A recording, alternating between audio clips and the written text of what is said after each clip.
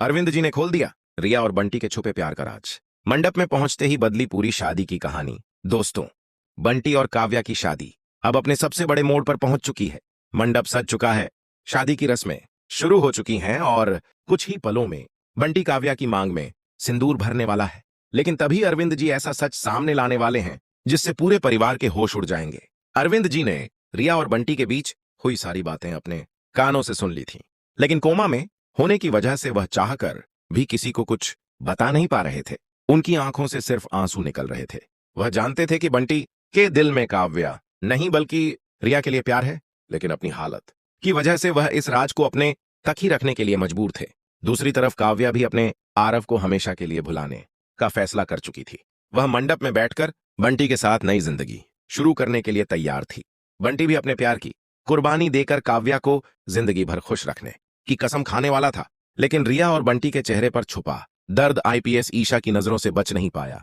ईशा को शक होने लगता है कि कहीं बंटी का असली प्यार काव्या नहीं बल्कि रिया तो नहीं है। वह तुरंत सूरज से इस बारे में बात करने जाती है और पूछती है कि क्या सच में बंटी ने तुमसे काव्या का हाथ ही मांगा था। लेकिन सूरज ईशा की बात को गंभीरता से नहीं समझ पाता। वह मजाक में कहता है कि आप अपनी आईपीएस वाली जांच पड़ताल थोड़ी देर के लिए भूल जाइए और मेरी बहन काव्या और बंटी की जोड़ी को देखकर खुश होइए। सूरज की बात सुनकर ईशा को कोई जवाब नहीं मिलता, लेकिन उसका शक और गहरा हो जाता है। अब शादी के इन आखिरी पलों में ईशा को खुद ही सच्चाई तक पहुंचना होगा। ईशा दोबारा मंदिर की तरफ जाती है। तभी उसकी नजर जमीन पर पड़ी एक टूटी हुई बोतल पर पड़ती है। ईशा को याद आता है कि कुछ देर पहले इसी जगह रिया अकेली खड़ी थी। ईशा को मामला संदिग्ध लगता है।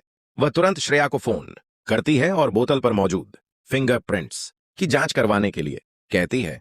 इधर मंडप में पंडित जी शादी की रस्में आगे बढ़ा रहे होते हैं।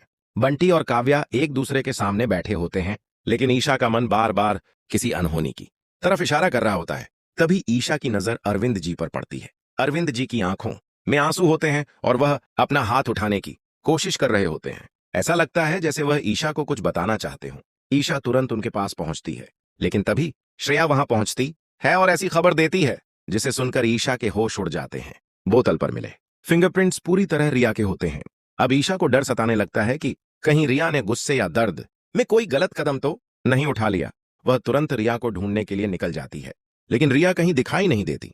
उधर अरविंद जी की हालत अचानक बिगड़ने लगती है। उनका ब्लड प्रेशर बढ़ जाता है और एक और सदमे की वजह से उनकी हालत गंभीर होने लगती है। उनके हाथ पैर हिलने लगते हैं। इसी बीच मंडप में बंटी काव्या की मांग में सिंदूर भरने वाला होता है।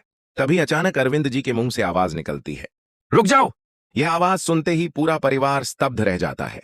सूरज समेत हर किसी के चेहरे पर हैरानी साफ दिखाई देती है। अरविंद जी ईशा को अपने पास बुलाते हैं और इशारे से कहते हैं कि उन्हें व्हील चेयर पर मंडप के पास ले जाया जाए।